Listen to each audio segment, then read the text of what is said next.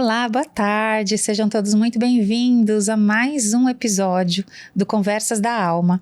Lembrando que ele faz parte do nosso canal Espiritismo com Cristo, realizado pelos trabalhadores do Centro Espírita Cristão.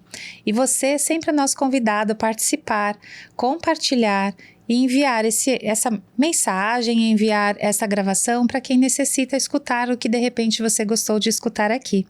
E hoje nós estamos com o Rogério Fernando Silva. Muito prazer em recebê-lo aqui no Conversas da Alma. Muito obrigada por ter aceitado o nosso convite. E o Rogério, ele vai se apresentar, mas ele é psicólogo, neuropsicólogo, também espírita, palestrante, trabalhador de várias casas, entre elas o Nechico, Núcleo Espírita Chico Xavier. E aí a gente vai conversar sobre hoje saúde mental. Então, como que tá aí a sua saúde mental? Como que você tá cuidando dos seus pensamentos, cuidando das suas emoções? Eu tenho certeza que será uma conversa muito produtiva. Seja bem-vindo, Rogério. Boa tarde, o prazer é meu, né? Estou aqui, lembrando que apesar de hoje estar no Núcleo Espírita Chico Xavier, a casa minha, né, de referência, onde eu comecei a doutrina espírita, foi no Centro Espírita Cristão, né? Há mais de 25 anos atrás. Você vai contar um pouquinho pra gente também essa parte da sua vida. Também foi muito interessante, como eu cheguei até lá. A gente vai querer saber, sim. E Rogério, a gente pede uma oração para iniciar o trabalho, porque a gente entende que isso daqui é como se fosse um trabalho espiritual. A gente tem os mentores aqui que realizam, que nos auxiliam, que realizam toda a proteção. Então vamos começar com uma oração? Amado Mestre Jesus, Deus, nosso Pai de bondade e misericórdia, agradecemos, Senhor, a oportunidade do serviço, que nessa tarde de hoje, o seu amor, a sua paz, possa chegar a todos os corações que nos assistem, assim como todos aqueles necessitados do vosso amor e da sua misericórdia. Fortaleça-nos, Senhor, no seu amor, para que possamos prosseguir levando a doutrina espírita a todos os corações e também aos nossos irmãos desse projeto, desta casa espírita, do Centro Espírita Cristão, e todos aqueles que estão na seara do Cristo, amparando e doando-se, Senhor, para o seu próximo. Pedimos também pelos mais necessitados, que estão nos países em guerras e onde há ainda a fome, a miséria, onde há, Senhor, todos aqueles que clamam pela vossa misericórdia e bondade. Que assim seja, graças a Deus. Graças a Deus. Então vamos lá, Rogério. Vamos começar desde o começo, né? Você tem todo o seu trabalho aí que já é, né, com o propósito de ajudar as pessoas, seu trabalho pessoal, a sua profissão, mas você disse que você começou no cristão há 25 anos atrás, mais ou menos. Conta pra gente como que foi essa sua aproximação, se você já era espírita, de tradição espírita, ou num determinado momento da sua vida você descobriu o espiritismo. Bom, a minha trajetória foi um pouco interessante porque eu comecei, na verdade, na Umbanda aos 13 anos de idade, em que uma irmã minha, né, estava precisando de um auxílio espiritual e, através de uma colega da minha mãe, ela foi encaminhada para esse centro, né, de Umbanda.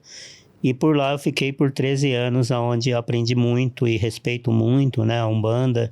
E depois, no decorrer, né, a minha querida mãe de santo, Chuchu, né, Dona Maria, ela teve que ir embora e aí a filha ficou no comando do terreiro, mas nesse período, aos 15 anos, eu comecei a trabalhar num escritório de imobiliária, onde havia lá Dona Joana e seu Wilson Dombe, que fazia parte da Federação Espírita do Estado de São Paulo. Eles eram participantes.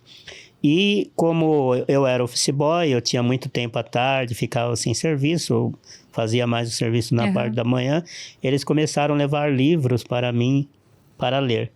E aí eu comecei a ler livros, né, espírita, romances principalmente, e lia 2 livros por semana. Olha! Passando ali pela 7 de abril, né, em São Paulo, vi lá o Livro dos Espíritos. E me interessei por um livro, até na época era papel de pão, aquela folha papel de pão, custava acho que Sei. R$2. Comprei aquele livro, comecei a ler, me interessei bastante.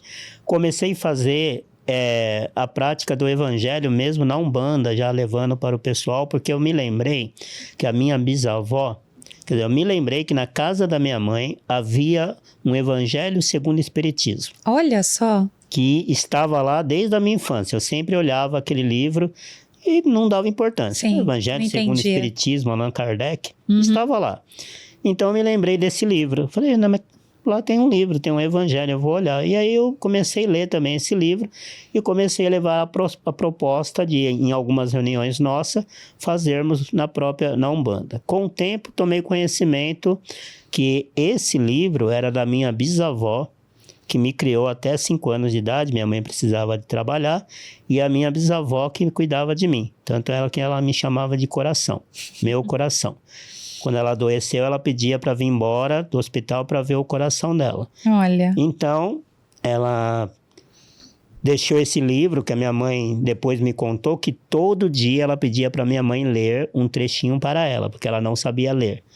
E ela pedia para ler. Descobri que esse livro era da minha bisavó. Isso, né, A gente depois pensa quantos anos atrás, quer dizer, que bonito de ver que já existia um livro numa família, naquela época, quer dizer, da sua bisavó. Então a gente pensa aí no começo das décadas de 1900. O livro é de 1980, eu acho, esse livro, e ainda com aquela capa antiga, sabe? Sim. E eu lembrei desse livro, e aí eu soube que a minha bisavó pedia também, às vezes, para levá-la ao Centro Espírita, em Osasco. Tanto é que eu tenho algumas lembranças de algumas sessões, porque naquela época se podia levar as crianças, e tinha algumas casas, e eu até cheguei a ir fazer uma palestra numa casa que a sessão era aberta, logo depois que eu ingressei no Cristão. Então eu tomei conhecimento do Centro Espírita Cristão quando eu ainda estava na Umbanda. Eu passava na frente, quando eu era ali nas 40 casas, eu ia no terreiro do lado, que era mais ou menos do lado e eu dizia, o que é aqui? Ah, é uma mesa branca. O pessoal falava, não, aí é mesa branca. E eu pensava que somente as pessoas que eram autorizadas podiam entrar. Então eu nunca entrei. Mas um dia uma colega falou, aquele centro tá lá na Estrada Fazendinha, vamos lá conhecer? Também ela da Umbanda. Chegamos lá, fomos recebidos pelo Sr. Marcos, né? Sr. Marcos Toledo, o saudoso Marcos Toledo, que nos acolheu. E quando eu vi o Sr. Marcos subir no púlpito e fazer aquela palestra, eu falei, eu quero fazer isso. Olha só. E fui recebido depois, muito tempo, né? Frequentando. O Sr. Marcos, né, propôs que eu participasse mais. E lá no próprio terreiro, os guias me orientaram a escolher o caminho que eu queria seguir. Se eu quisesse permanecer na Umbanda, permanecesse na Umbanda. Se eu quisesse seguir no Espiritismo, na mesa branca, como eles falam na Umbanda, eu seguiria, mas eu teria que fazer a escolha, porque são duas doutrinas... Dois olhares diferentes, distintas, né? Então, eu tomei o gosto mesmo de ficar, né? E a escolha, como a mãe de santo já tinha ido embora, de ficar e seguir na doutrina espírita, e lá fiquei, né? Primeiramente fazendo o tratamento, depois passando a convite do Sr. Marcos a palestrar, fizemos o curso de introdução à oratória, né, E nessa época talvez nem tivesse os cursos que hoje as casas ofertam, né? Era uma coisa mais... no Cristão, à época, não tinha curso, né? Tanto é que nós ajudamos a introduzir o curso novamente, com a ajuda da Miriam, do Beto, que são 2 ex-trabalhadores da casa, que hoje estão no Paraná. E aí eles... introduzimos o curso, fui um dos orientadores também no curso. Depois levamos também a prática da oratória, que fazíamos eu, Sr. Cristóvão, Sr. Donizete e Dona Ana, a esposa do Donizete. Nós 4 fazíamos palestra um para os outros, ali treinando a oratória após o curso de introdução à oratória.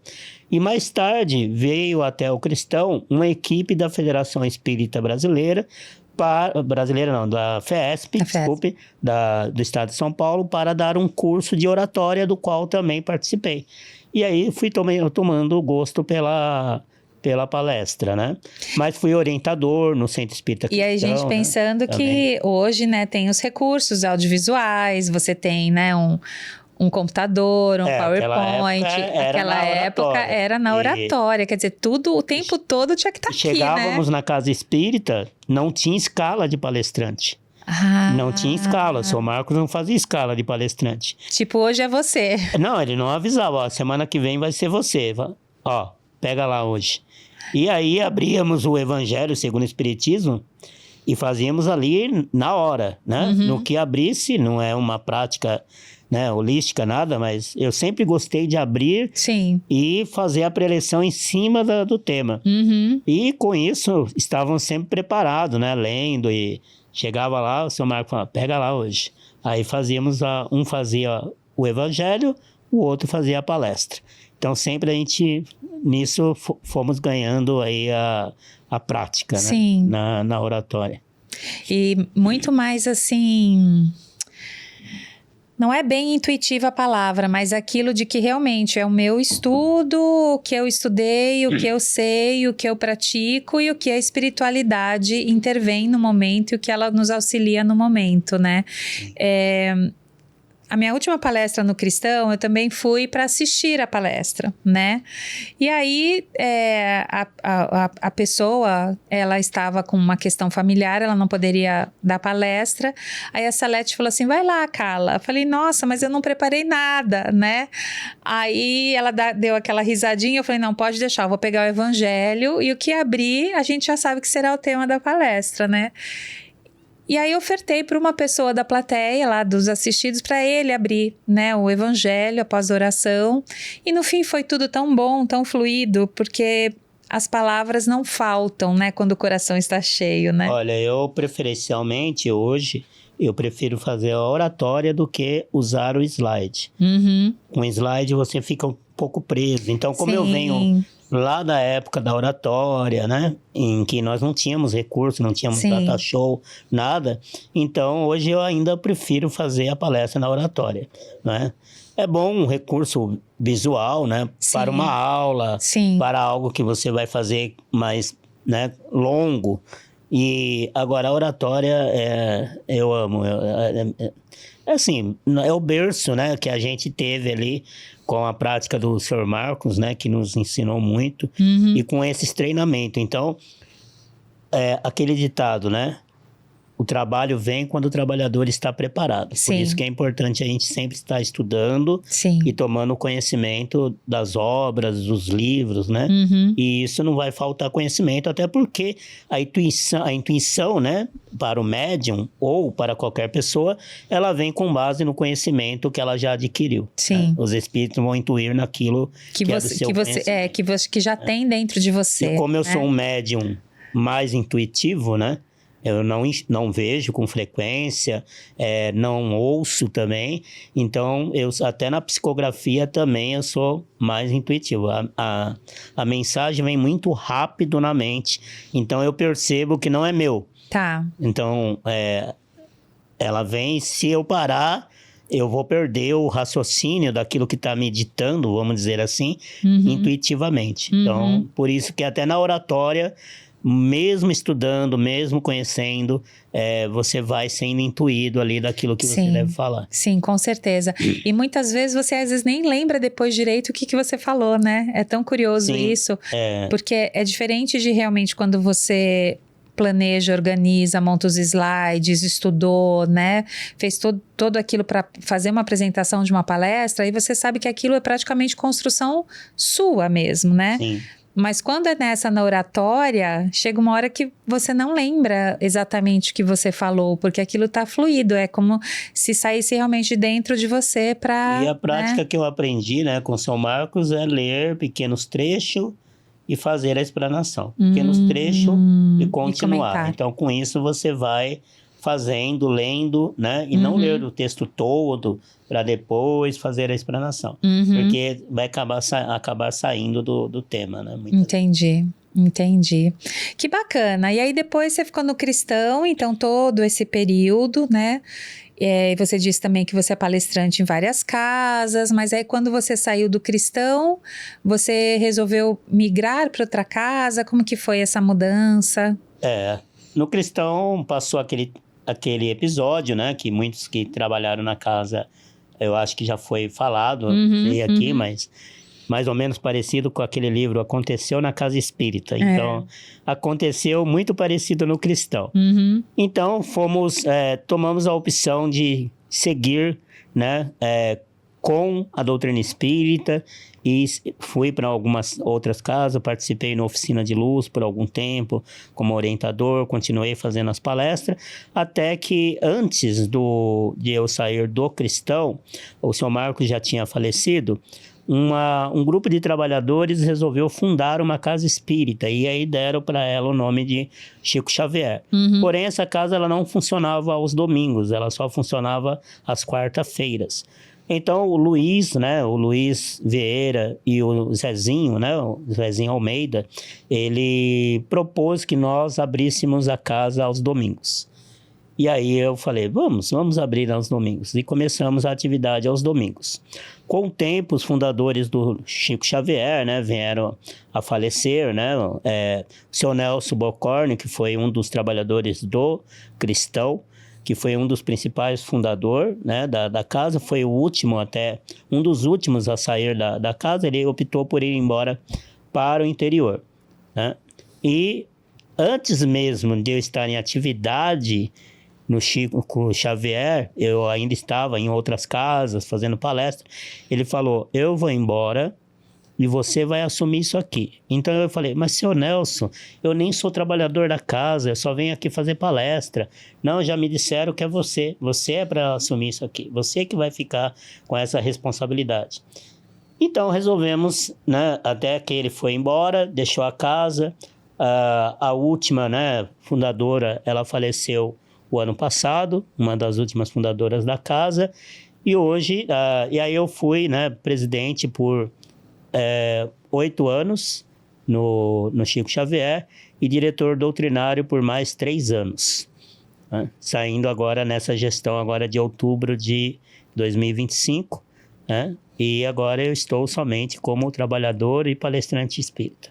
E é interessante esses movimentos, né? Como tantas pessoas passaram pelo cristão aqui da região, né? De Carapicuíba, Osasco, enfim. E o quanto ele foi importante para justamente ser um núcleo central para depois criar outros núcleos, né? Sim. Então, eu lembro até uma conversa que eu tive uma vez com o Vicente Galceron. E ele também... ele também falou que eles saíram de uma casa e ele falou assim, mas é bom. Ele falou, é bom quando acontecem, não essas divergências, mas aquilo é como se fosse o encerramento de um ciclo daqueles trabalhadores para eles abrirem outra casa. Então, na verdade, está ampliando, né, essa difusão das casas espíritas. Então, isso é bom, é um movimento. Para mim que a divisão de esta ou aquela casa espírita acontece só aqui no plano terreno. Por quê? Eu vou contar uma coisa que eu contei para poucas pessoas. Apesar de não estar lá no cristão diretamente, nós tivemos diversas oportunidades de estar em desdobramento, em que eu participei de algumas reuniões em que a presidente da atual gestão do qual nós saímos, ela estava presente também. Eu não me lembro muito do tom das conversas, das reuniões, mas me lembro que eu estava lá e algumas pessoas estavam lá também. Ou seja, apesar de eu não fazer parte da casa e fazer parte de outras casas, então, sempre estávamos ali naquelas reuniões, que eu acredito que da espiritualidade é uma coordenação das casas espíritas de uma determinada região. Sim. Como o próprio André Luiz fala nos seus livros, que há coordenadores, né? Há espíritos que tomam conta de um determinado caminho, de uma determinada região. Então, com a doutrina espírita não é diferente. Até no âmbito institucionais, né? Seja político, científico, educacional, os espíritos relatam que há uma coordenação, pois nada está sozinho. Sim. Então, as pessoas perguntavam, e o cristão, quando que vai, né, normalizar? Calma, que vai acontecer. calma que vai acontecer. Até que se passou, né? Passou no nosso tempo, muito tempo, quase 6 anos, mas se resolveu a questão do cristão. E eu dizia para as pessoas, calma que vai resolver, pode ficar tranquilo que a espiritualidade está tomando conta, porque o que eu me lembre, pelo menos de 2 a 3 vezes, eu estive nessas reuniões em que estava se resolvendo a questão desta casa. Sim, e preparando novos dirigentes, preparando novos trabalhadores, né?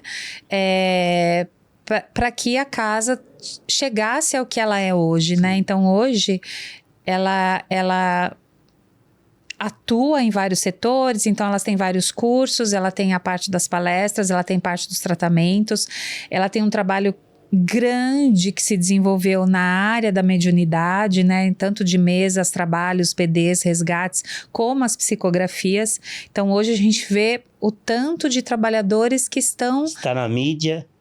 Agora estamos na mídia, quer dizer, a casa está crescendo e isso para nós, assim, é bom porque fortalece realmente o trabalho, né? Da união de todos esses trabalhadores, cada um aí no seu setor. Como você disse, eu sou intuitiva, eu também sou. Eu brincava que também tinha, né, um trabalhador que era o Marquinhos, que ele falava assim, eu sou médium de pedra, não enxergo nem escuto.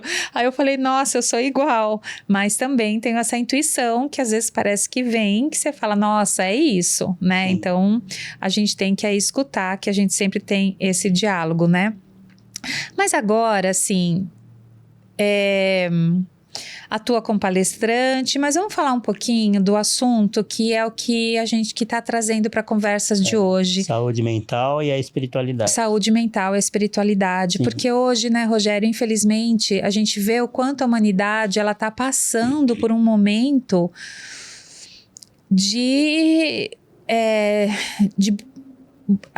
a sensação que eu tenho é que está em ebulição. É essa sensação que eu tenho, como se fosse uma grande panela de pressão. E que muitas pessoas estão assim. E por N motivos, né? E eu acho que é interessante você trazer essa questão enquanto profissional psicólogo que atende muitas pessoas, né? Acompanha, sabe da realidade de muitos e trazendo isso também para o lado espiritual. Então, como que a gente conseguiria unir ou trazer acalanto, informações importantes, cuidados necessários para que a gente tivesse aí uma boa saúde mental?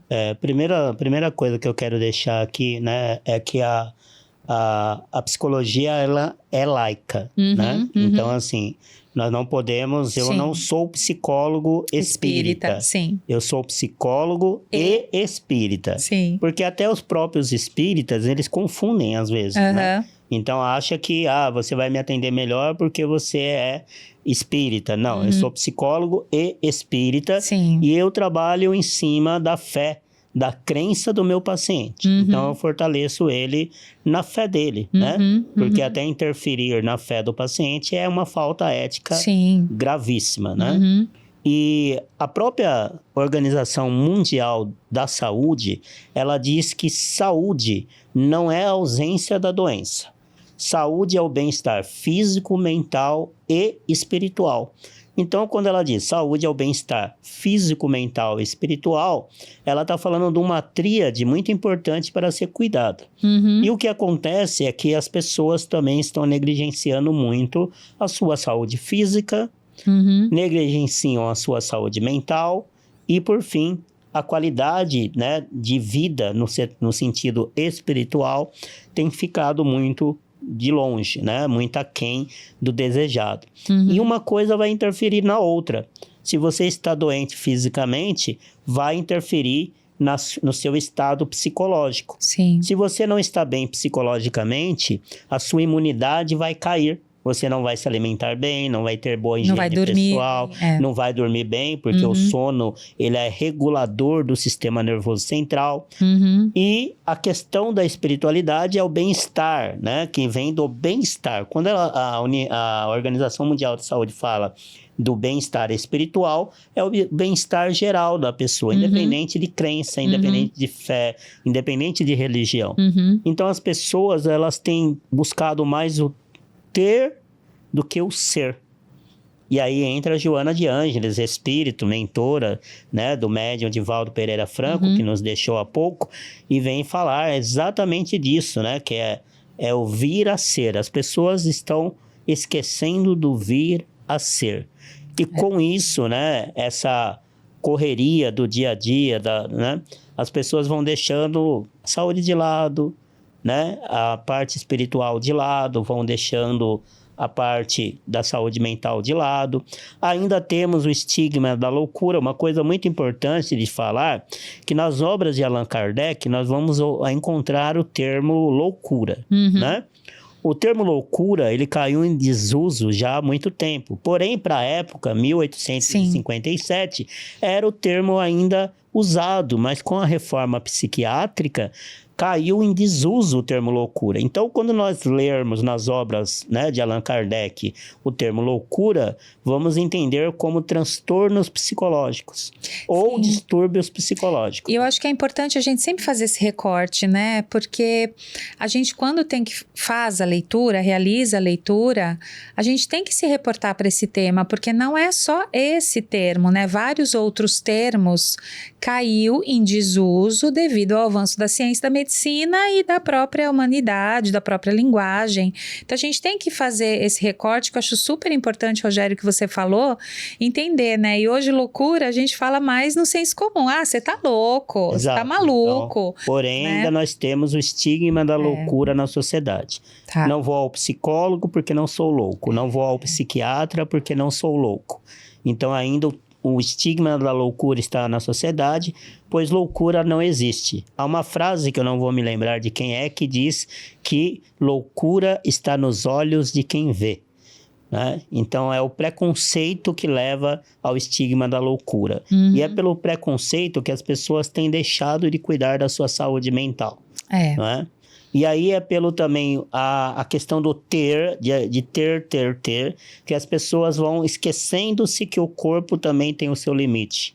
E aí vem o adoecimento físico. Com o adoecimento físico vem o adoecimento também mental.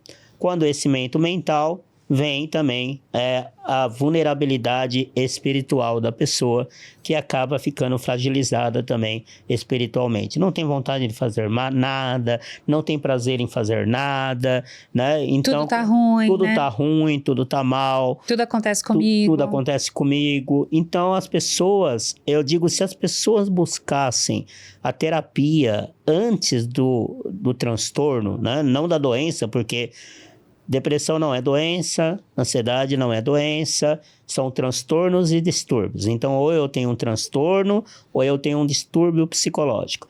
Então, se buscassem cuidar da saúde mental antes dos transtornos, elas iriam passar pelas situações que são as causadoras dos transtornos e dos distúrbios psicológicos mais facilmente. Sentir é do humano, né? Nós vamos sentir porque somos humanos. Ficamos tristes, choramos. O espírita mesmo, quando perde um ente querido, fica triste, chora. Pode até ter um princípio de depressão por luto, mas vai ficar mais resiliente até pelo conhecimento. Aí nós vamos lembrar do Cristo que diz, conhecereis, não que a doutrina espírita esteja de posse da verdade, mas apenas de talvez parte mínima, assim, que eu digo bem mínima dela, né? Dessa verdade, mas é uma verdade que nos fortalece. Como a verdade que fortalece o católico, a dele, do evangélico, a verdade que ele tem que o fortalece, mas ele busca se fortalecer na fé dele. Então essa depressão por luto, por exemplo, ela pode não se tornar uma depressão maior. Sim, pode mais ser grave. Que a gente fala uma tristeza que é normal da vivência. Uma melancolia, né? E você sabe que eu estava comentando com você, né, até do seminário que eu participei, e uma das falas era sobre traumas e se traumatizar, né? Então, a psicóloga lá, a pessoa, ela falava exatamente isso, que traumas todo mundo passa na vida, com a perda de um ente querido, com algo que lhe deixou profundamente impactado, mas você se traumatizar por isso, quer dizer, a forma como você vai lidar com o trauma é o que vai definir se você vai desenvolver realmente aí um transtorno, um distúrbio, permanecer naquela situação, né? Então, você sentir a perda de alguém querido é um trauma, porque é um desligamento seu diário, é uma ruptura. Mas a forma como você vai lidar com isso é que vai garantir se você vai seguir a vida, né, continuar caminhando, ou se você vai ficar estagnado, presa naquela situação o resto da sua vida, né? Exato. Eu acho que isso que é importante a gente ter claro, e principalmente é como você falou, a doutrina e outras, a fé de cada um é o que vai fazer você caminhar para frente ou você ficar estagnado, né, preso naquela situação. Não é por acaso que a religião está presente no mundo, né? Ou as crenças, né? Sim. Até Allan Kardec, quando pergunta aos espíritos, para Deus, qual é a melhor religião? Os espíritos vão responder, para Deus, a melhor religião é aquela que encaminha um homem ao bom caminho. Deus não tem preferência por esta ou por aquela religião. Mas ela tem a sua importância, porque ela vai fortalecer o homem, né? Sim. Então, essa questão da religião, religar-se com Deus, religar-se com o divino, ou com uma força maior, do que quer que seja que a sua religião te diga, mas que fortalece. Então, eu tenho muito costume de perguntar para os meus pacientes, você tem religião? Tenho. Ah, tá, qual é a sua crença? Ah, eu sou espírita, sou católico, sou evangélico. Está indo? Não. Por quê? Ah, porque perdi o gosto, porque...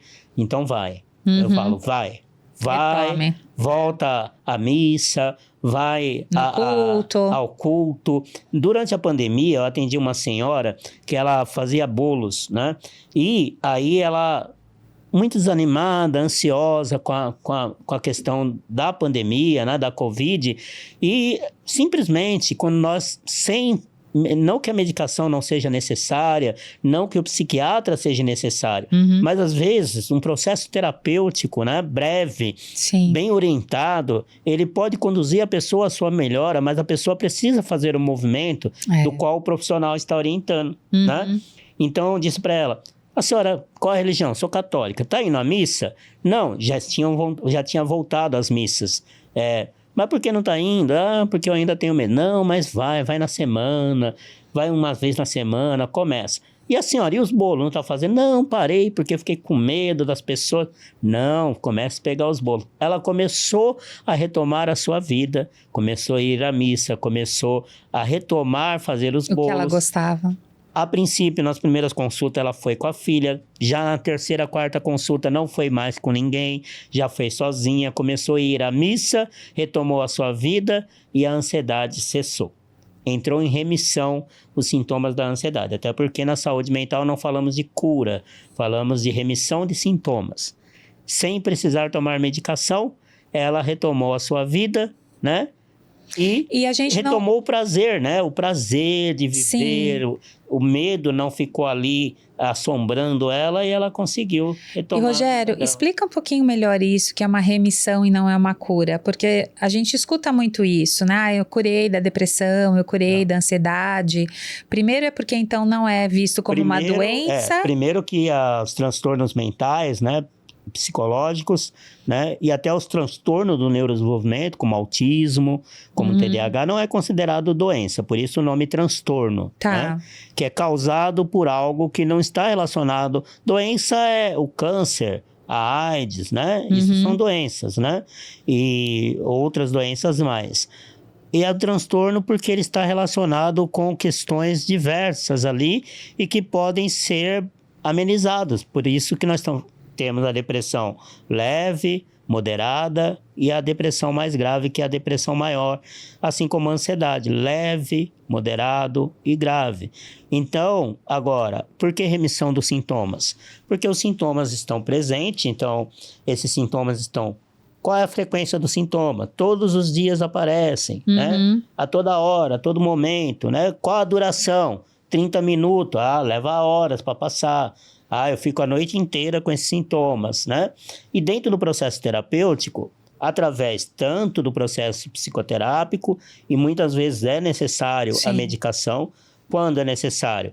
Quando os sintomas estão interferindo significativamente no processo de vida da pessoa. Aí é necessário a medicação para controlar os sintomas. A medicação vai controlar sintomas. Sintomas, não vai... Ela vai reorganizar o sistema nervoso central. Tá. os neurotransmissores. E aí, esses sintomas irão começar a entrar em remissão, diminuir, né? Até não atingir mais a vida da pessoa, não afetar mais a vida da pessoa. Então, em muitos casos, é necessária a medicação, alguns casos não é necessário, a pessoa vai Só pela conseguir psicoterapia. através da psicoterapia, né? E muitas vezes até algumas pessoas buscam as terapias alternativas complementares, né? Como a auriculoterapia, a acupuntura, a atividade física, que é essencial. Então, essencial também, né? Atividade física, alimentação, sono. São 3 coisas básicas também. Para o nosso corpo funcionar bem, isso, né? e que vai ajudar nesse processo dessa reorganização do sistema nervoso central, que vai ajudar com a remissão dos sintomas da ansiedade, da depressão, né?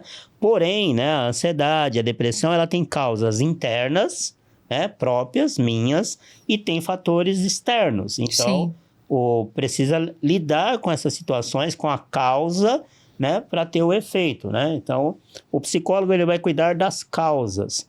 Por isso que nós vemos hoje pessoas com mais de 20 anos, eu tenho depressão há 20 anos, só tomando medicação. E aí A não maioria resolve, das pessoas só toma medicação. Não, só toma medicação, né?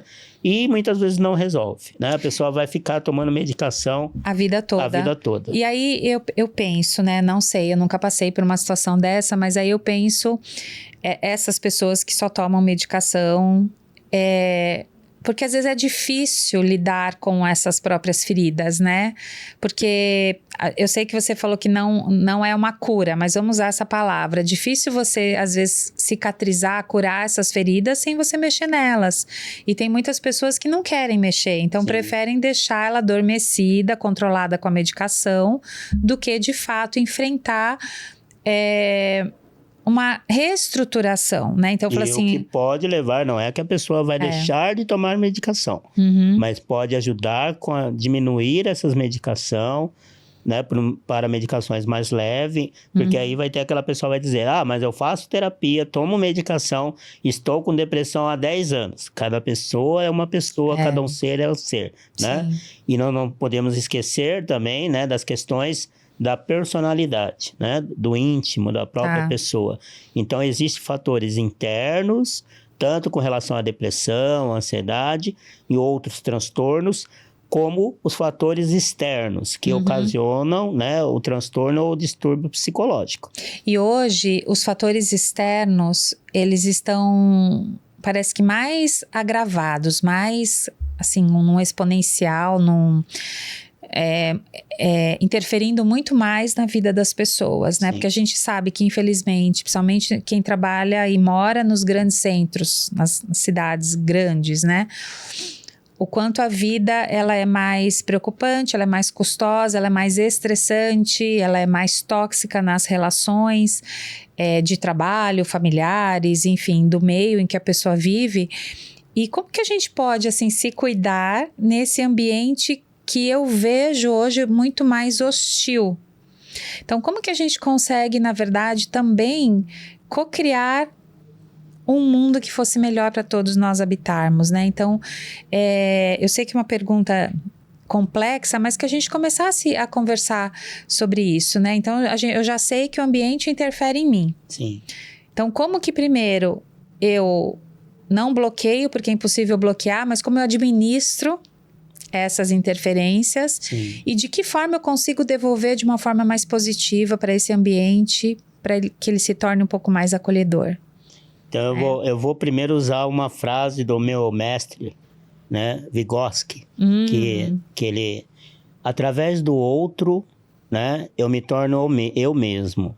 Na medida que eu transformo o mundo, por ele também eu sou transformado, não é? E aí, do ponto de vista da doutrina espírita, nós vamos lembrar, né, que nós estamos num mundo de provas e expiações. Sim. Certo? Não por acaso estamos nesse mundo, né?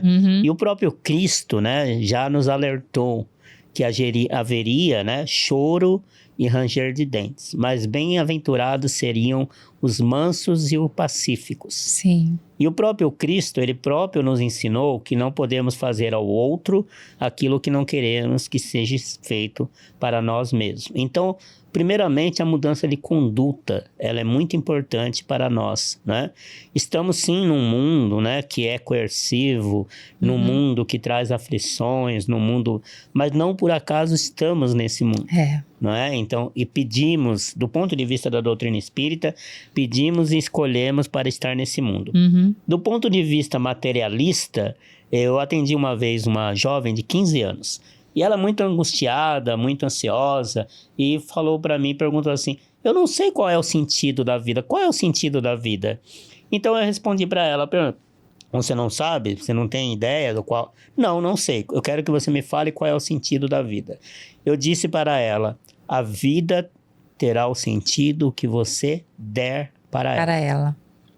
Olha que frase linda. A vida vai ter o sentido que você der para ela. A vida vai ter o sentido que você der para ela. Apesar das interferências, que nem tudo está no nosso controle. Então eu costumo dizer para as pessoas que sofrem de ansiedade que ela não tem controle de tudo. Muitas pessoas queriam ter um controle remoto na mão, vai, vem, volta, né? E eu falo, não dá para ter controle de tudo. Porém, nós podemos ter o controle da nossa mente, né? Nós somos afetados por aquilo que é permitido por nós. É muito difícil isso, não é uma coisa fácil de fazer. Né? Fala assim, tem que viver sem expectativa. Mágica, é impossível. Não é mágica, mas existe uma palavra chamada resiliência. Né? O que é a resiliência? É o fortalecimento, né, do ser diante das situações, diante das coerções, diante das atribulações da vida, né? Que no Evangelho segundo o Espiritismo vai falar das vicissitudes das vidas, né? Então são essas transformações do quais nós não temos controle que nós vamos adquirindo através do conhecimento. Uma coisa é você ter conhecimento, outra coisa é você ter sabedoria, né? São duas coisas distintas. Então é através disso que nós vamos nos fortalecendo, né? Então as pessoas falam, você é muito iluminado. Não tem nada disso. Mas Jesus disse, vós sois luzes. Brilha a vossa luz. Então, qual é a diferença da pessoa que está resiliente? Ela não vai sentir? Vai. Ela não vai sofrer? Vai, porque ela é humana. Mas ela vai sofrer menos tempo. Então, vai ficar triste? Um dia, 2 talvez, ou talvez nem um dia. No outro dia já está bem. Busca se fortalecer. Como? Né? Procurando, né? Voltando ao Cristo. Tende bom ânimo. E como ter bom ânimo? Somente você buscando coisas que possam te elevar. Espiritualmente, mentalmente, né? E eu acho, Rogério, agora é minha opinião, não sei. Eu acho que uma pessoa resiliente, ela ao mesmo tempo, ela é mais empática com o sentimento dos outros. Por que nesse sentido? Por exemplo, vamos supor que você me fez algo que me magoou muito, ou algo assim difícil para mim. E se eu sou uma pessoa mais resiliente, eu vou talvez tentar entender o motivo que você fez aquilo, entendendo a sua história, e aí aquilo vai me impactar menos se eu tenho esse olhar. Agora, se eu tenho um olhar muito mais egocêntrico, egóico, né, de não aceitar como que você fez isso comigo, aí eu sofro mais, eu penso que eu serei menos resiliente. Eu terei menos força para caminhar para frente, porque eu vou estar grudada em você ainda, né? Então, eu penso que são fortalezas, como se fossem tijolinhos que você vai construindo dentro de você. Aí que você fala, mas você tem tanta paz, você tem tanta luz. Não é assim. A gente também chora, a gente também se emociona, a gente também ri, a gente também sofre, a gente sofre pela gente, sofre pelo outro. Fica aborrecido. Então, mas eu acho que a gente tem esse movimento, eu acho que é um fluxo maior. Sim. Né? A gente não... eu falo a gente, as pessoas resilientes, né? A impressão que eu tenho é que tem pessoas que vêm, bate no muro e fica, né? igual aquele teste da galinha que falam, né? Que a galinha não sabe dar volta, que ela fica parada ali. Então, eu vejo que tem pessoas que são assim. Sim. Em vez de tentar dar a volta no muro e continuar seguindo, né? E a resiliência é isso, né? Dar a volta no muro, tentar superar as adversidades da vida com atitude. Aí você perguntou, como melhorar este mundo, né? Então, vamos pensar, primeiro, dois pontos de vista. Do ponto de vista da psicologia, tem a questão do ego, né? Então, as pessoas que são egoístas, elas vão ter essa dificuldade de ter essa empatia pelas pessoas, né? Egocêntricas, que são pessoas também que são mais imaturas, porque o egocentrismo, ele vem lá da infância. É meu brinquedo, é minha mãe, é meu pai, é meu. Né? Então, eu sou o centro do universo. E a pessoa que é egoísta.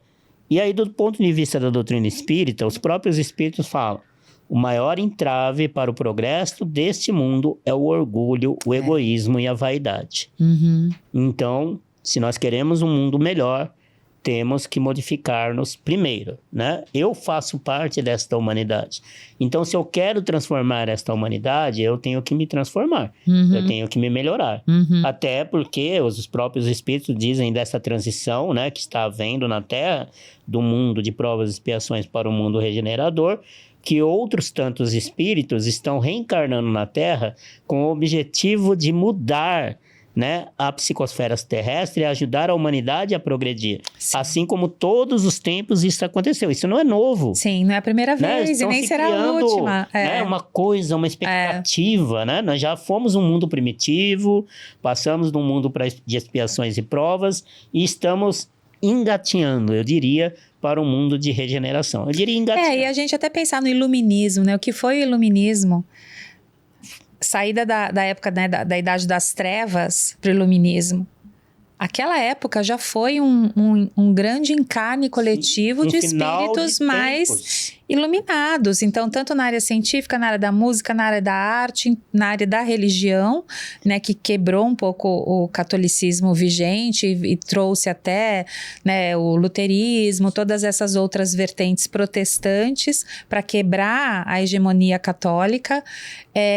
Então, assim, se a gente for vendo na história da humanidade, os saltos que teve em alguns momentos com a presença desse planejamento espiritual maior, de falar assim, vamos dar uma ajudinha, que eles estão demorando um pouquinho para acordar. Né, essa ajuda ela não vem de agora. Eu tô lendo um livro espetacular, não sei se você já leu, que é O Espírito e o Tempo. Não. Do Herculano Pires, né? Não li. Saudoso Herculano Pires, tradutor das obras de Kardec, que ele vem trazer todo esse pensamento desde lá do primitivismo. Tanto é que ele mesmo fala, né? Não há nada de sobrenatural na comunicação dos espíritos, pois nós viemos desde lá do tempo primitivo com esse processo dessa influência espiritual, dessas comunicações espirituais. Então, o espiritismo, ou a Umbanda, ou as religiões espiritualistas, ela não tem nada de sobrenatural. Né? Tem muito de natural. Sim. Até porque a própria mediunidade, ela é inerente ao próprio ser vivo, ao próprio homem, né? Então, essa questão desses processos de transformações do mundo, ele vem acontecendo de tempo em tempo, irão acontecer independente com os homens e apesar dos homens, assim como a doutrina espírita, né? Que o próprio Kardec diz, ou os espíritos dizem, né? Com os homens e apesar dos homens, o espiritismo também vai evoluir e progredir como tem progredido. Então, tudo, né, na nossa vida. Agora, se queremos sermos melhores, né? Então, como que eu, né, supero, né, as minhas fragilidades com relação à minha saúde mental, né? Se estruturando melhor. O caminho, né? A religião dá esse caminho, né? A psicologia dá esse caminho, né? Os próprios médicos hoje, né, que eram uma medicina mais voltada, né, para a questão da medicamentosa, eles estão tendo esse olhar hoje, né, da importância da saúde mental. né?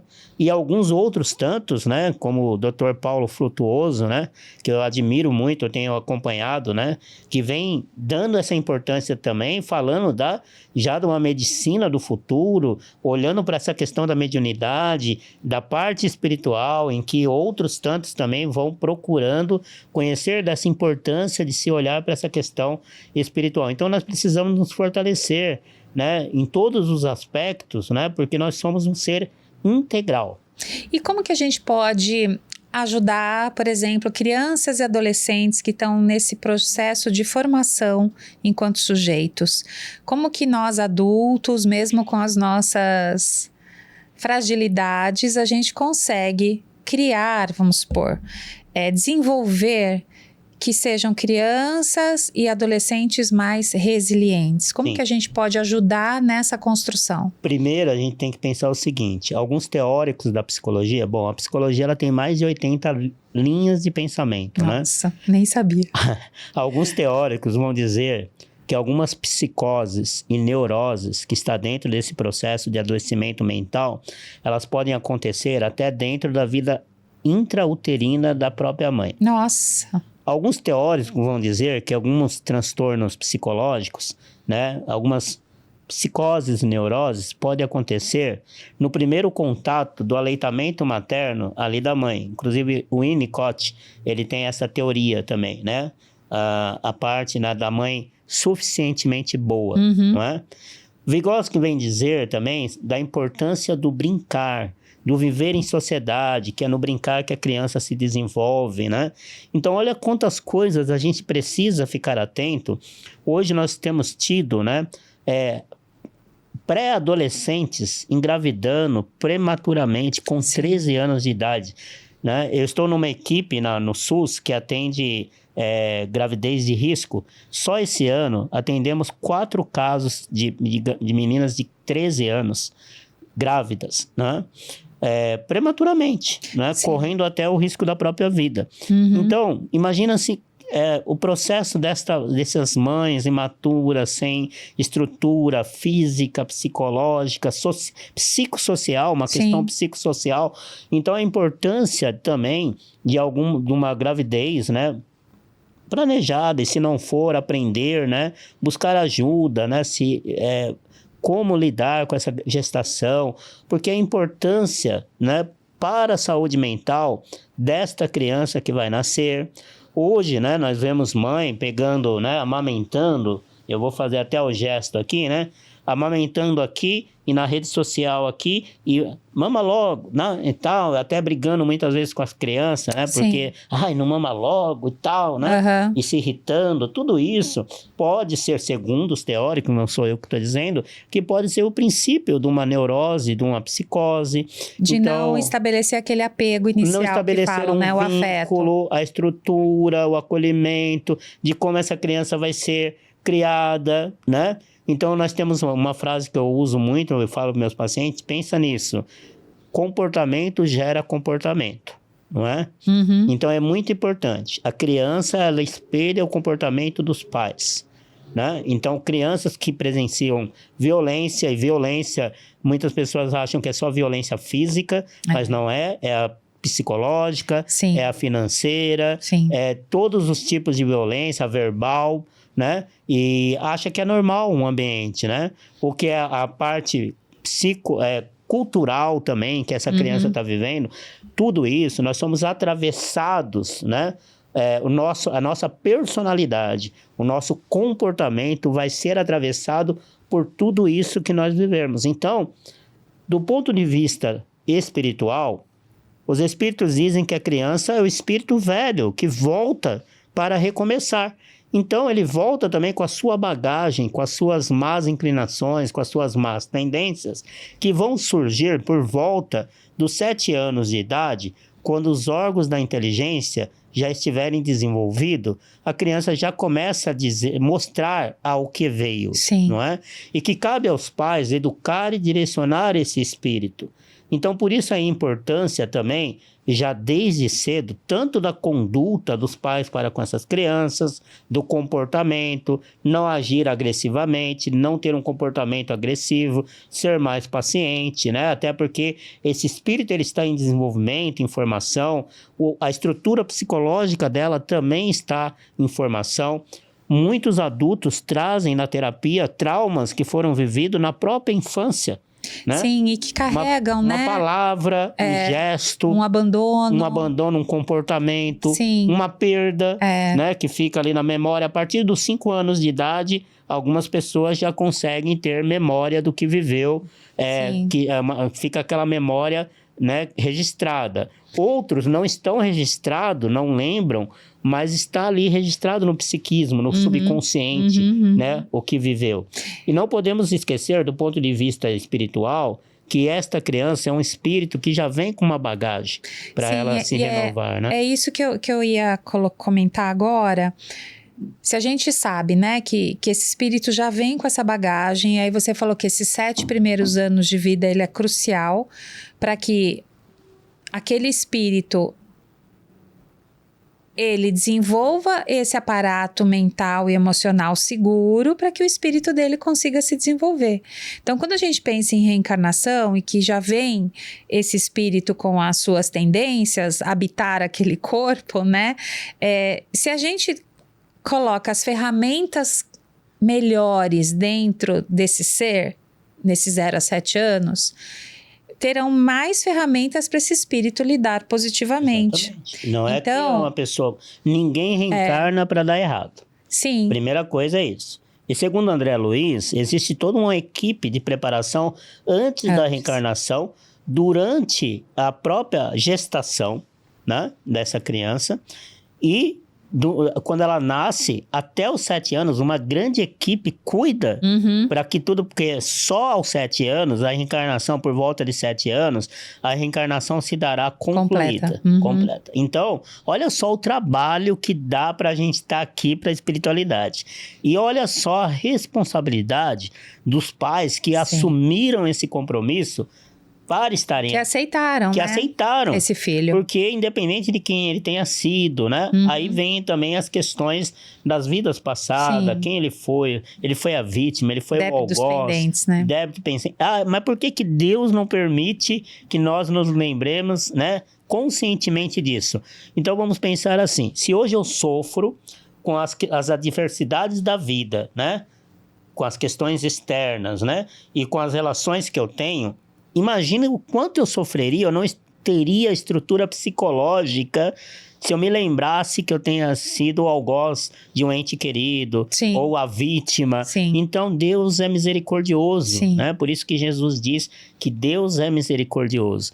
Então, porque Deus permite o esquecimento para que, através da reencarnação, através dos laços paternais, filiais, maternais e até fraternais, possamos resolver essas questões, porque estamos destinados ao progresso e à evolução. E ser colaboradores de Deus também nesse processo de ajudar aqueles que estão atrás. Então, não é por acaso que a família, né, ela é a primeira instituição em que o espírito está integrado. É isso até que eu ia complementar, Rogério. A função dos pais, né, a responsabilidade dos pais, ela é muito grande nesse sentido. Então, é como você disse também. Então, a gente tem um trabalho de talvez evitar a gravidez precoce, que realmente aquela menina, né, ou com 13 anos, provavelmente aquele pai, que às vezes é outro menino, não sabiam exatamente o que estavam fazendo por falta até de orientação dos próprios pais deles, né? Então, acaba gerando um ciclo que se perpetua. Mas a gente lembrar o quão grande e importante é esse trabalho dos pais. Porque sim, você escolheu ser mãe ou ser pai, então você tem uma responsabilidade com aquele espírito, com aquele ser que está lá na sua frente, e que a gente sabe o quanto também aquele espírito, aquele filho, aquela filha, ela vai te educar, ela vai te ensinar, e ela vai te ensinar a se tornar uma pessoa melhor, né? Então, penso eu, os bons pais, vamos dizer assim, os pais envolvidos, dispostos, vamos falar dispostos, né? Eles entendem que eles têm que ser uma melhor pessoa para poder educar aquele filho. Então, o filho, e tem uma frase que diz isso, né? Que o filho é uma bênção de Deus emprestada, né? É uma bênção emprestada por Deus para que a gente se torne pessoas melhores. Então, tudo começa realmente na família. É como se as peças do jogo de xadrez, elas se modificassem todas com o nascimento de um filho. Porque até então, você é um casal... E aí, de repente, tem um serzinho lá chegando e a gente sabe, novamente, voltando para esse assunto da saúde mental, dos seus transtornos, o quanto um ambiente saudável, ele seria mais... influenciaria positivamente o desenvolvimento dessa aí, criança. Quando não há, né, existem essas questões de comportamento, Sim. de distúrbio, de transtorno, mas que também pode vir na própria bagagem do espírito, Sim. né? Que deteriorou o seu estado mental lá atrás, com outros comportamentos, não é? Então, a gente também tem essa questão dessa bagagem que nós espíritas sabemos, né? Sim. Porque, vamos dizer assim, dá trabalho reorganizar-se, né? Então, a gente sabe o quanto que é trabalhoso se manter espiritualmente equilibrado, não é? E temos as influências espirituais também, não é? Mas... uma vez que não tenho a condição, quanto pai, quanto mãe, vejo que eu estou tendo dificuldade de lidar com o comportamento desta criança, eu vou buscar os especialistas, eu vou buscar falar com o médico, né, com o pediatra, pede para um atendimento psicológico, em que muitas vezes percebemos que quem precisa de auxílio é os próprios pais, umas vezes mudado o comportamento dos pais, o comportamento da criança muda. Com certeza. Não é? Porque eu não vou deitar uma criança no divã e dizer, conte mais sobre isso, né? Mas no brincar é que nós vamos ver qual é aquele comportamento e no comportamento dos pais também. Então tem que buscar ajuda psicológica o quanto antes. Principalmente eu falo que pais de crianças neuroatípicas, como o transtorno do espectro do autismo, o TDAH, não é? Ou até a deficiência intelectual, também devem fazer acompanhamento psicológico, buscar ajuda para se estruturar, né, psicologicamente. Sim. E eles, às vezes, justificam que é muito terapia para os filhos e não tem tempo para eles. Mas o cuidador, ele também precisa ser cuidado. Sim. Ele precisa ter o seu tempo também, não é? Sim. Então, isso é muito importante. E buscar essa ajuda psicológica, psiquiátrica, do neuropediatra também, muitas vezes vai ter que entrar nessa questão para estruturar esta criança, para que quando ela entre na adolescência, ela esteja melhor organizada, melhor estruturada para viver a vida que ela precisa viver. E nós temos visto hoje pessoas que com histórico lá atrás, né, de se recuperando porque buscou ajuda, trabalhando, vivendo, convivendo, né? E se descobriram adultos que, entre aspas, sofreram uma vida inteira se sentindo desconectados ou não regulados de alguma forma e que na vida adulta que foram descobrir que tinham algum processo anterior, né? Então, o quanto a ciência, a medicina hoje avançou. Então, a disseminação da informação ela é super importante, que hoje... pensando no que hoje o que as pessoas têm de acesso a informações de qualidade, se elas quiserem buscar facilmente sobre tudo isso. E que há 10, 15 anos atrás as pessoas não tinham. Sim, a psicologia era elitizada, né? Sim. Hoje a psicologia ela tem acesso nas faculdades, que tem curso de psicologia, o SUS, né?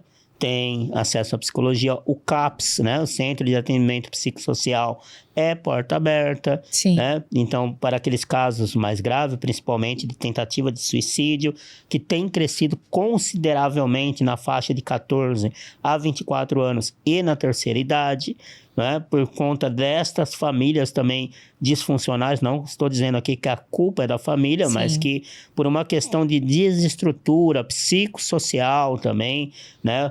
E é comprovado pela Organização Mundial da Saúde também que 90% das pessoas que cometeram suicídio no mundo ou nunca trataram um transtorno de saúde mental, mas tinham esse transtorno, ou abandonaram o seu processo de cuidado na saúde mental. Então, assim como eu tenho visto que muitas pessoas que chegaram à terapia com ideação de suicídio, durante o processo psicoterápico, não tiveram mais essa ideação de suicídio. Então, o cuidado, ele nunca é tarde. Ele pode começar na primeira infância, pode começar na terceira idade, pode começar com pessoas de meia idade, mas tem que começar. É isso que eu ia falar, ele tem que começar. Tem que começar. E muitas vezes a criança e o adolescente, ele pede socorro de outras formas, porque nem ele sabe nomear o que ele está sentindo. E eu acho que um grande mal da humanidade hoje, que assola, é a solidão. As pessoas, apesar de estarem conectadas, né, mas na verdade elas não estão conectadas em suas almas. No mundo virtual. Elas estão se sentindo sozinhas. E nós somos seres que somos criados para viver em sociedade. Em sociedade. Então, nós saímos do primitivismo humano, né, lá dos neandertais, para os sapiens sapiens, porque nós vimos que era importante conviver em sociedade, caçar em equipe, sobreviver em equipe, por isso chegamos onde nós chegamos. Então, e se a gente for pensar na natureza, a grande mãe nossa, natureza, ela só sobrevive devido à cooperação entre todos os seres vivos. Exato. Então, tudo lá na natureza tem a sua função, desde a folha que cai da árvore até a água do rio. Então, até a minhoca que está no solo. Então, se a gente for pensar que também nós somos seres naturais e pertencemos a esse grande universo que é a natureza, a gente também tem que se entender nesse modelo. Fazemos parte desse mundo e estamos integrados, vivemos Tanto nesse é mundo que, social. olha, na reforma psiquiátrica, né, a doutora Nise da Silveira, ela, né, com essa questão de introduzir a arte-terapia, tirar as pessoas daquela situação de reclusão dentro do manicômio e integrar ali na sociedade, houve melhora significativa. Então, está mais que comprovado que viver em sociedade é saudável. É saudável. Né? E é o melhor remédio. As estruturas que existem na sociedade é para que a gente possa nos organizar, nos estruturar, né? Por exemplo, a religião, a ciência, né? O conhecimento, né? A própria filosofia, até, né? Quem nos traz também orientações, fazem parte dessa construção. Então, independente de crença, independente de religião, né? Independente da sua fé, né? Tem que se estruturar espiritualmente, tem que se estruturar fisicamente, né? Hoje, né, dá muito trabalho, as pessoas criticam, por exemplo, o SUS, por exemplo, mas o trabalho que faz hoje no SUS, né, que eu faço parte também do SUS, então, assim, desse cuidado, mas às vezes eu vejo o descuido das pessoas de ter ali um psicólogo gratuito, mas faltar 2, 3 sessões, enquanto outras pessoas que não podem ter aquele serviço, né, estão esperando, né? Então, tem que buscar, tem caminhos para isso, né? Cuidar, então, é do físico, do espiritual, do estado, né, mental, que é muito importante, que é isso que vai nos condicionar a um estado, né, de bem-estar, né? E eu acho que isso, assim, pra gente também ir finalizando, a gente pensando em saúde mental e espiritismo, realmente não tem, pensando não no espiritismo doutrina, mas nisso que você falou, até no próprio conceito que a OMS traz, quer dizer, somos seres também espirituais, que são ligados a essa questão emocional, né, da espiritualidade, desse algo a mais, que muitos não entendem exatamente o que é esse campo, mas que a gente tem que realmente cuidar. E eu acho que essa fala que você trouxe de se aliar à ciência, então que a psicologia, a psiquiatria, no caso de crianças, a pediatria pode ajudar e contribuir, a gente tem que usar da ciência. Sim. Mas a gente também vai ter que cuidar desse outro lado, que aí está ligado à sua fé, à sua transformação, à sua reforma íntima, ao seu fortalecimento de valores, a forma como também você fortalece os valores dentro da sua família, como que você organiza isso, o afeto. Então a gente tem assim vários caminhos para, vou falar de novo entre aspas, cura, apesar de você falar, né, que não é uma doença, mas da gente trazer essa remissão e esse fortalecimento para que a gente não caia, entre aspas, nessas armadilhas, né, que a vida nos traz. E o próprio... Que a gente permaneça nelas, então, né? Aí falando da questão da espiritualidade, Jesus mesmo dizia, orai e vigiai, né? Orar também, a prece é um processo, ou a oração, né, ou a prece, como queiram, faz com que nosso pensamento, a nossa mente, né, pensamento do ponto de vista da parte científica da doutrina espírita é matéria. Então, alcance as esferas superiores, se liguem com essas esferas superiores e conseguimos nos equilibrar. Por isso que Jesus diz, ora, mas ele dizia também vigie. E vigiar é essa questão de que o que é que eu estou fazendo com a minha saúde mental? O que é que eu estou fazendo com a minha saúde física? Sim. O que é que eu estou fazendo com o meu estado espiritual? O que é que eu estou fazendo da minha vida? Isso é o vigiar, né? E o jejuar, quando ele diz oração e jejum. Não é o jejum material, Sim. apesar de muitas crenças acreditar que seja, mas é o jejum dos comportamentos, das atitudes, Sim. das ações. Dos pensamentos. Dos pensamentos também, mas também dos comportamentos. Lembre-se que Jesus dizia para aqueles que o procuravam, atormentados, né? Nós vamos lembrar lá do homem que pede para que Jesus cure. Na verdade, pediu primeiro para os discípulos.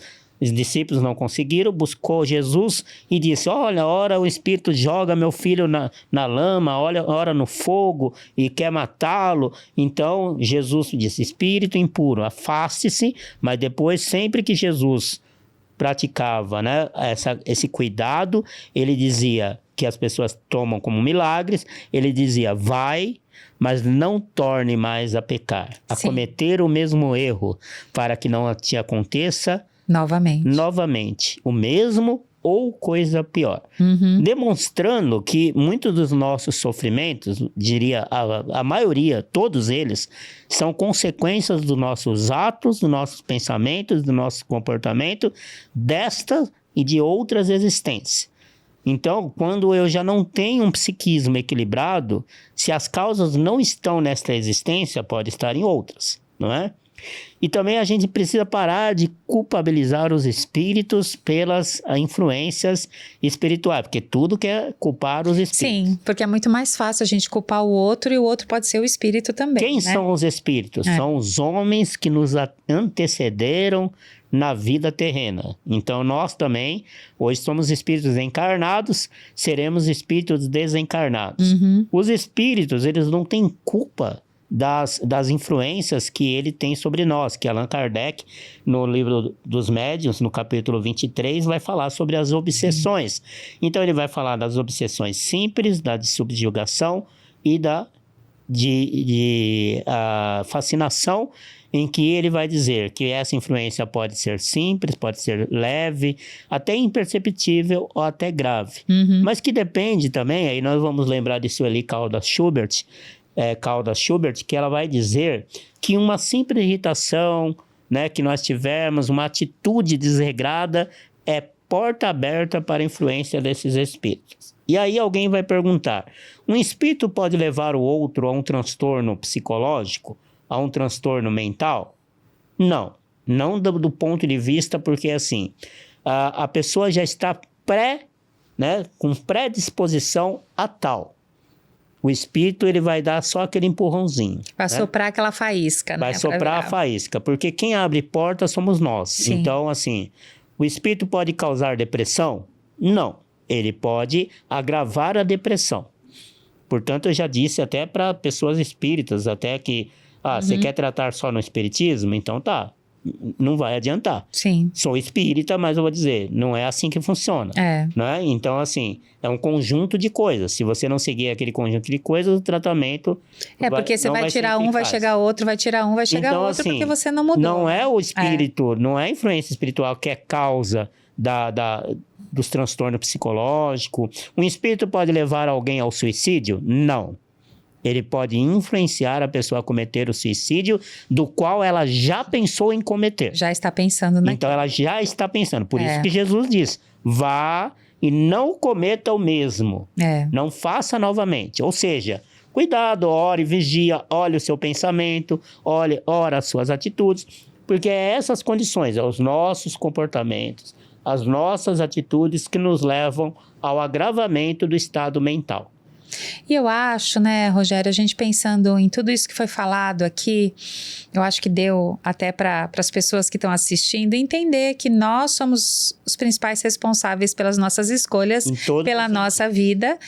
E respondendo aquela pergunta fundamental que aquela menina de 15 anos fez, e a resposta é essa. A vida será o que você escolher para sua vida. Qual é o sentido da minha vida? O sentido que eu quiser dar para ela. O sentido que eu quiser dar para ela. Então, eu acho que essa é a grande mensagem de hoje. Então, pensar que a sua vida vai ser aquilo que você escolher que ela seja. Exato. E não tem como fugir isso no campo espiritual. Então, assim, é como você disse... Ele não vai trazer, um obsessor não vai me induzir ao suicídio se eu já não estiver com este pensamento.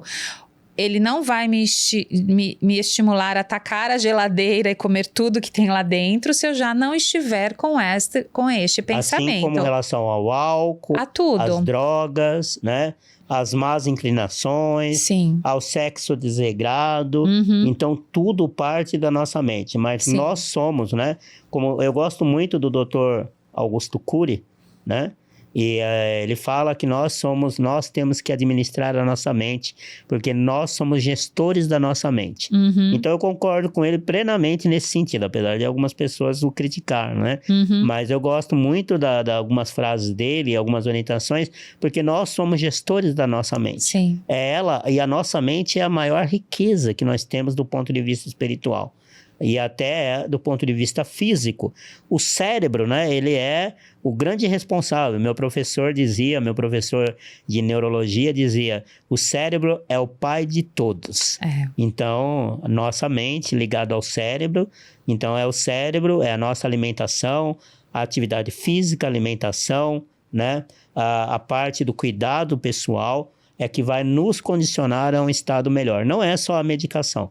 A medicação faz parte para alguns casos, mas é um conjunto de tudo que vai nos levar a essa estabilidade, essa melhora para aqueles que estão com a situação agravada na saúde mental e equilíbrio, né, para aqueles que querem manter esse equilíbrio. E, Rogério, para finalizar, assim, a gente já conversou aqui bastante. Olha para aquela câmera ali, que mensagem você diria para as pessoas que estão passando por algum desconforto físico, mental, espiritual, qualquer que seja? Que conselho você daria rapidamente para eles?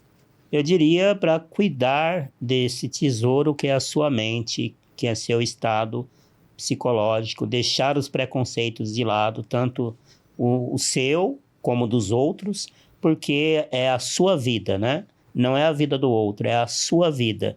É o seu viver que está em jogo. Então, quer viver bem? Cuide-se bem. Olha só. Então, muito obrigada, Rogério. Muito obrigada por estar aqui, participar dessa conversa, que eu tenho certeza que terá muitos desdobramentos. Você está sempre convidado para estar aqui conosco. Agradeço, será um prazer. São muitos temas que nós podemos conversar e aprofundar e falar horas e horas.